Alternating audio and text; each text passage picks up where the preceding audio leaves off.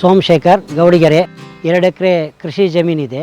ಒಂದು ಕಾಡು ಕೃಷಿ ರಚನೆ ನಮ್ಮ ಕೃಷಿ ಪದ್ಧತಿ. ಅದರಲ್ಲಿ ನಾವು ಜೀವನೋಪಾಯಕ್ಕೆ ತೆಂಗು, ಅಡಿಕೆ, ಬಾಳೆ, ಕಾಳುಮೆಣಸು, ಏಲಕ್ಕಿ, ವೆನಿಲಾ ಈ ಥರ ಇನ್ನೂ ಹಲವು ಹಣ್ಣಿನ ಗಿಡಗಳನ್ನ ಹಾಕೊಂಡಿದ್ದೀವಿ. ಇನ್ನು ವೃಕ್ಷಾಧಾರಿತ ಕೃಷಿ ಅನ್ನುವಾಗ ನಮಗೆ 50 ತೇಗ ಇದೆ, 100 ಅಗರುಡ್ ಇದೆ, 50 ಶ್ರೀಗಂಧ ಇದೆ. ಇನ್ನು ಹಲವು ಜಾತಿಯ ಮರಗಳು, ಹೆಬ್ಬೇವು ಇರ್ಬೋದು, ಬಟರ್ ಫ್ರೂಟ್ ಇರ್ಬೋದು, ಹಲಸಿರ್ಬೋದು, ಮಾವಿರಬಹುದು.